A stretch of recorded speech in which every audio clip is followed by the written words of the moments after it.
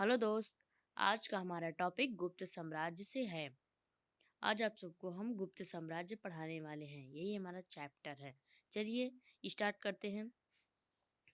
गुप्त साम्राज्य का उदय तीसरी शताब्दी के अंत में प्रयाग के निकट कौशाम्बी में हुआ। गुप्त वंश का संस्थापक श्रीगुप्त था।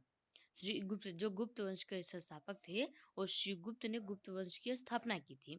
और कहाँ की थी? एक कौशाम्बी में किए थे। और श्रीगुप्त का उत्तराधिकारी कौन था? घटोत्कच हुआ। श्रीगुप्त का उत्तराधिकारी घटोत्कच हुआ। ये जो श्रीगुप्त थे, गुप्त वंश का संस्थापक जो किए थे गुप्त वंश का, गुप्त साम्राज्य का, इन्होंने 240 ईस्वी से 280, 240 से स्टार्ट की थी, 280 तक इस पे शासन किया था। फिर इसका उत्तराधिकारी कौन था? घटोत्कच था। और नेक्स्ट क्वेश्चन, गुप्त वंश का प्रथम महान सम्राट चंद्रगुप्त प्रथम था। यह 320 ईस्वी में गद्दी पर बैठा। इसने लिच्छवी राजकुमारी कुमार देवी से विवाह किया। इसने महाराज धीराज की उपाधि धारण की। चंद्रगुप्त जो गुप्त वंश के महान सम्राट चंद्रगुप्त प्रथम थे। इन्होंने 320 ईस्वी में राजगद्दी पर बैठा। इनकी पत्नी लिच्छवी जो कुमार देवी से विवाह किया। इन्होंने महाराज धीराज की उपाधि धारण की थी। नेक्स्ट, गुप्त संवत की शुरुआत चंद्रगुप्त प्रथम ने की थी।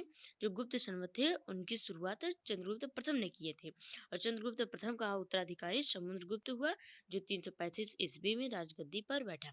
इसने आर्यावर्त के 9 शासकों और दक्षिणावर्त के 12 शासकों को पराजित किया। इन्हीं विषयों के कारण इन्हें भारत का नेपोलियन कहा जाता था। अगर क्वेश्चन में आ गया भारत का नेपोलियन किसे कहा गया था, तो आप लोग बताएंगे कि समुद्रगुप्त को भारत का नेपोलियन कहा जाता था। और चंद्रगुप्त प्रथम का उत्तराधिकारी समुद्रगुप्त हुआ, जो 335 ईस्वी में राजगद्दी पर बैठा। इसने आर्यावर्त के 9 शासकों को और दक्षिणावर्त के 12 शासकों को पराजित किया। इन्हीं विषयों के कारण इन्हें भारत का नेपोलियन कहा गया है। नेक्स्ट क्वेश्चन,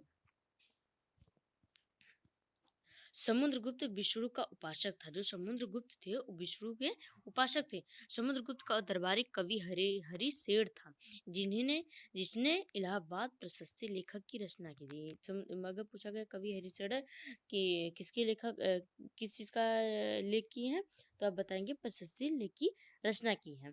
और समुद्रगुप्त का उत्तराधिकारी कौन बना था? चंद्रगुप्त द्वितीय ने बने थे। और जो 380 ईस्वी में राजगद्दी पर बैठा। इसके शासनकाल में चीनी बौद्ध यात्री फाहियान भारत आया था। किसके शासन, अगर क्वेश्चन में आ गया कि पेपर में आ गया कि किसके शासनकाल में फाहियान भारत आया था, तो आप लोग बताएंगे चंद्रगुप्त द्वितीय के। चंद्रगुप्त द्वितीय के शासन में अरे फाहियान भारत आया था। फाहियान भारत आया था। चलिए दोस्त,